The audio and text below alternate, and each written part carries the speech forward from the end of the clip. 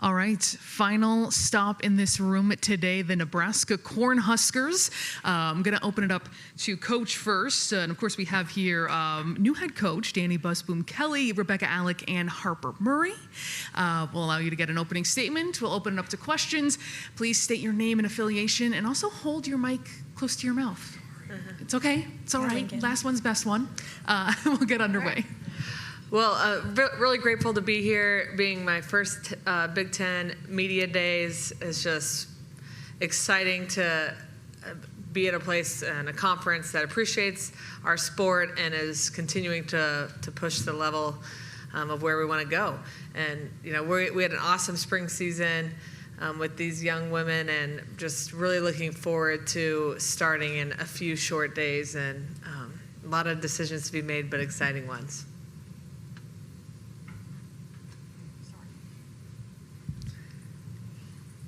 Abby Harris, Go Big Redcast. Dani, I'll ask you first.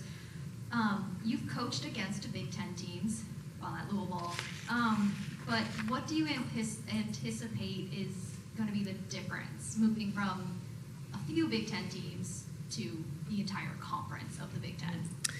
No, I think just from top to bottom, obviously probably the strongest conference in the country, and you know, you might get by one opponent one night, but then you have another great opponent the next night. There's some back-to-back matches, which I think is a little bit unique, where we're playing Friday, Saturday, or Saturday, Sunday, so there's really no rest time. That creates a much tougher prep schedule of getting ready for an opponent. But I think that the travel piece is it's also a challenge when you think about going all the way out to the West Coast and then all the way to the East Coast. So being in Nebraska, we arguably have to travel the furthest. I don't know if that's exactly true, but close to the furthest, both sides of the coast. So I think those three things are going to be the biggest differences. Lincoln Arneal, Huskers Illustrated. Rebekah, you talked about this a little bit in the spring, but it's your senior year. Has that sunk in fully now at this point too, and how are you approaching your last go around with the Huskers? Yeah, no, it definitely has not fully sunk in. There have been a lot of opportunities for me to reflect, but honestly, I'm just trying to live in the moment. I think I just want to play free, honestly. I've had a few conversations with the staff that I don't really care for the accolades. I feel like, you know, All-American and even like the national championship, like those things it's just a product, versus the actual journey is where the joy is at. And yeah, I just want to enjoy it. And I have a lot of growth I need to do. So I just feel like the way that I'm approaching the gym now is I'm thinking long term, and how I can just be of service to my teammates, you know, regardless of the moment or what role I'm needed. I want to be able to serve that and serve it well. But yeah, I don't think it's fully sunken in. I've had like a few conversations. I'm like, oh wow. So yeah. Don't get emotional. I know. We find swap from 900 square feet. Dani, I got to ask you about Virginia, the Italian player. How did you find her, and how did you, for lack of a better term, convince the NCAA that you could bring in a fourth-year pro who's so accomplished and is, you know, of that stature? How did that work? Because there are so many other instances before this brave new world of the NCAA, though, where something like that could never have happened. Well, she was being recruited before I even got to Nebraska, so I certainly didn't find her or go over to Italy and recruit her. That was already in the works, and I think the NCAA used the same approach they always do, is, you know, what was she getting paid and how long is she, like, what's her age? And so they deemed that she's eligible for 3 years, and so we're going to take that. I know she's really excited for this new experience and a new culture and a new challenge. You guys have been in the gym with her, I'm sure. What kind of player is she and what she like? Yeah, she's a joy. She's super fun. More quiet in her regular nature, but she's definitely come out of her shell a lot. She's actually quite a jokester as well. I think she's quite funny. But yeah, I think she's a great blocker. I love her range. There's this one-line shot that my campers actually watched and they kept talking about it the next day. So she's got a lot of range as an attacker and blocker. Yeah, she's the sweetest girl ever. I always have a million questions for her about what it was like in Italy and how living there was different, playing there was different, but she's also, I think our team does a really good job of opening the floor to let people be themselves and feel welcomed, and I know we've talked about that a few times. So I think she's really been able to come out of her shell faster than she expected. Danny, I think I saw you made the comment, the 3 biggest things you do are have a child, move, and start a new job. Do you feel like you're settled in Nebraska? You're ready for the season ahead? You've had time to really kind of settle your life, outside life down? Yes, I feel like I got out of the trenches a couple weeks ago, of the newborn trenches, and so now it's time to focus on this season and this team. And I'm just really, again, grateful is a common theme here, but the team has been amazing. The staff has been amazing with this transition. And there are times, I was talking to, Bergen, who was our summer captain. I'm like, oh, I would have helped more maybe in the past when I wasn't giving birth. So I think they've really understood it, though, and given me some grace in this new role. So I'm excited for us to fully be together and present and in the moment here in a few days. Coach Nick Sainert with 93.7 The Ticket in Lincoln. Hey, you mentioned in your opening statement you have some decisions to make, and there's a lot of things that you have to decide on in the near future. With the opportunity of the First Serve tournament being played in Lincoln, how much can you learn about your team in just those first couple of matches against Pittsburgh and Stanford that weekend? Oh, we're going to learn a ton, and that's the beauty of that First Serve is you're playing early, but you're playing great competition and teams that typically return a good amount of talent. So we're going to be pushed right away. We're going to be allowed to make some changes right away, see kind of what sticks for this team, and learn about maybe some players that haven't been in those type of situations. A big chunk of this group has been in the national championship games, so that's not much more pressure than that. But how can we learn as fast as we can about some of the new players? So it gives us the opportunity to do that.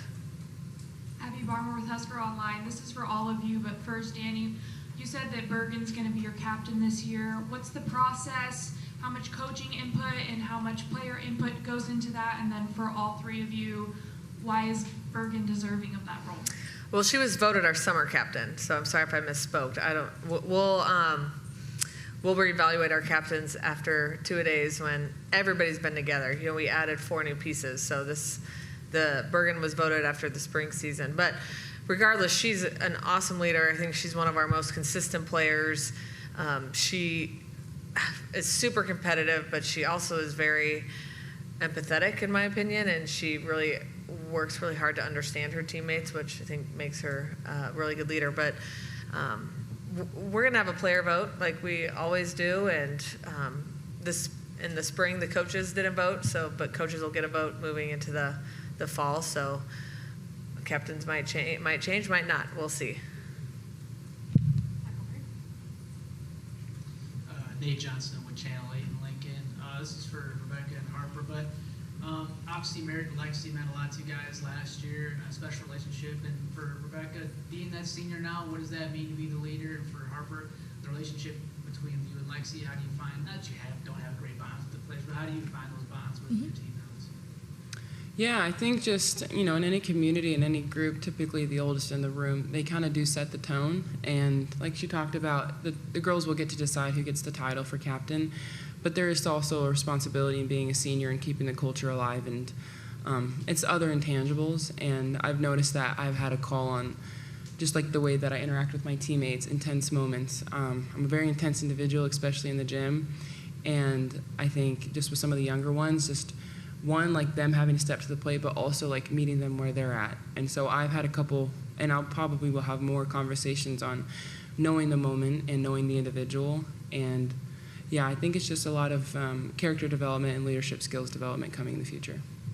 Yeah, I mean, we have 17 people on our team this year. I don't know about Becca, but that's the biggest team I've ever been on, and I'm on the older end of it now. So this spring, we really just focused on our relationships and how we can get to know each other better, because we have 6 freshmen, and then we have Virginia, and then Allie coming in as a transfer. So with so many people, you have to figure out one way to make it work, and that's kind of our goal right now. And as upperclassmen, it's our job to hold that culture and hold that team tradition alive, because we know the expectation and we know what to expect and we know what needs to happen. So we have to teach the younger girls what to do and how to help them and guide them. So anything that they need from us, they know that the door is always open, but as upperclassmen, it's really on us to keep things moving. Mm-hmm.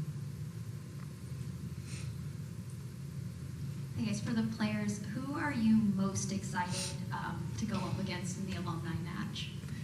Oh, that's a good question. We've been giving Kelly a hard time Yeah. recently. She's been playing with us a little bit at open gyms just for fun, and we really want her to go all out. Like, we want the high socks, the spandex, we want everything. But I don't know if she's going to do it. But I'm really excited to play against Kelly for real this time because, you know, she hops in a few times at practice, and then, Jordan would be exciting. Yeah, and then Allie too. I haven't seen Allie in a few months, and I know she's killing it in beach right now, so it's going to be fun to see her back indoor. But honestly, all of them, but I would say Kelly and Allie the most. Yeah, that's hard to say. I don't know. They're all incredibly talented, and I feel like, you know, I played with Allie, but I feel like she's a whole nother beast now, having a season of pro under her belt. So, yeah, I don't know if I have one specific individual. Talee, right here. Oh. There's a post, so sorry. Harper, you had hosted a camp last week. I think there were 600 people in the first session, and probably the same a couple other ones. And you went to a tournament in Chicago. I mean, what do you enjoy about getting to interact with the next generation and young people, put on events like that, and get to, I don't know, be a role model? Do you consider that? What do you consider part of that? Sometimes I take it for granted, for sure. Someone asked me at the camp if I went to camps like this growing up, and my answer was no, and I didn't realize that I hadn't really gone to anything like that because back home in Michigan, I didn't have people like Jordan Larson and Andy Jackson and Lexi to look up to like that. So I took it for granted for a while, but when I'm able to do those camps and see how many little girls just don't even really care about the volleyball, they just want to be in our presence and give us a hug. We got 1 million hugs that day. So it's super sweet, and it warms my heart. It fills my bucket for sure, because that's, at the end of the day, that's my goal. I want to give back, and I want volleyball to continue to grow, and I'm grateful and appreciative that I've been able to be a face in that. So anything we can do as Nebraska volleyball players to help grow the sport and grow our own brand, like, I'm willing to do it. And it was super fun, and we're just grateful that we had amazing sponsors that put that on for us, because it was a really fun 2 days. Jake Haley with the Sports Philanthropy Network. Harper and Rebekah, you both have been on the Tom Watson citizenship team for the last 3 years. What does that mean to you guys? Talking You about say Tom Osborne? Osborne. Okay. Jinx. Did I say it? I don't know what you said. I just didn't hear it. Yeah, I mean, we kind of shared a little bit when we were live with Big Ten, but I think it's important to give back to the people who support you. And honestly, like, the relevance of Nebraska volleyball is because of everyday people. And so sometimes it feels like the bare minimum when we give back, but they are always so appreciative of it. I mean, we've had like 30 girls on one court, and they don't care about the actual camp. They just want to like talk to you. And so, yeah, it means a lot to take time and interact with the people who support us. Yeah, well said. I think it's at Nebraska, we talk about that a lot. We want to give back, and a lot of athletes, I'm sure other athletes are on that list too, but they make it super easy. They make the options for us really easy to go out on our off days or in between classes to go do little things just to give back, whether it's dropping off food or going to a middle school and taking pictures with kids. It's easy stuff that you don't realize how much it means to the other people until it's done. This is for Rebekah and Harper. You guys, obviously, Harper entering your third year, Rebekah, your senior season. Walk us through the preparation of playing a Big Ten schedule, because the conference has had 6 of the last 8 years represented in the title game match, which is pretty incredible. Walk us through just the general preparation ahead of a season and in the season. Yeah, I think it's a lot of conversation with our weightlifting coach and with Dani. I think it's important that the players are honest with where we're at, because the expectation is that you're always giving 110%. And so if the body's not up to par, we have that conversation so that we can be in a good position starting competition, because you don't want to be completely dead starting. So it's a lot of conversation and honesty, but I don't know, in my opinion, it's just going hard in the paint. I feel like there's only so much time you have to actually beat up on yourself, because then by the time you're actually in season, you have to have like a load management, because I don't know, when postseason comes around, you still got to kick it up into gear for about 3 or 4 days, and then it's pretty much whatever you have left is what you're going with into postseason. So yeah, I would say the biggest thing is just like a lot of conversations are at play. Yeah. I mean, I touched on it earlier. As upperclassmen, we know what to expect. We've done it. We've been through it before. So I think a lot of it for this year is just going to be teaching the younger girls and guiding them through the Big Ten season, because it gets to a point where it's really hard. When you're traveling, you miss class, you have missing homework assignments, you don't know what to do because you're leaving the next day, and you get really stressed, and it can get draining. So I think, but that's part of the culture at Nebraska. We want to be there for each other and be there side by side. So I think a lot of it also has to do with the upperclassmen being able to take charge. This is for Coach. We talked about it before back in Nebraska, but can you reiterate on this stage, what excites you about coaching here, especially with the team that you're bringing back this season? Excuse me. I'm excited just to get to battle with this team, and it was pretty apparent the first day I came in the gym that this group is really hungry to win, and I think falling short, for 2 years in a row will eat you alive a little bit, and this team is getting eaten alive, and it shows when they play. So I'm excited to see what they can do on the court when we're all together, and of course, being back in Nebraska, it's the fans and the culture and just the game day. I can't wait to have the first game in PBA and, again, share this journey with so many people that care so much about it. Lee, right here. Two for Dani. First one, is it strange getting ready to start a season and not be with Dan? Of course, Dan and I coached together for 8 years, so we were pretty good together. We're a good team, so I'll miss him a lot. But it also was great to leave Louisville in such good hands and know that they're going to be very good as well. Have you and he compared notes much, in the last, since you left? No, more talking about non-volleyball things, but a little bit. So I'm sure we'll be bouncing ideas off each other throughout this whole year. The other question Brenda said I had to ask, did the Gucci jacket go with you? Oh, yeah. That was mine. That was not in Louisville. Have you done anything with it yet? Like framed it? Or? No, I did wear it to Keeneland, a horse track once, but maybe it'll come back out this year. Not going to get framed. I'll wear it again. I'll make an offer anytime you tell me it's available. Did I see a hand over here first? Okay. And then we'll go here, and then back to the middle. And I think that might do it for our questions. Dani, this is for you, but why did you decide to bring Rebekah and Harper with you to represent Nebraska? I think it's a pretty big deal to be asked to represent your school, and I thought Becca being a senior and the work she put in this spring was certainly deserving, and I wanted her to get to experience this day before she left. And then I think Harper really embodies a lot of what this team is hoping to accomplish, like get through some hard times and rise up and come out even better than you were before. And I just thought she has done the work and is a great spokesperson for our program. So just thought it was a cool opportunity for both of them.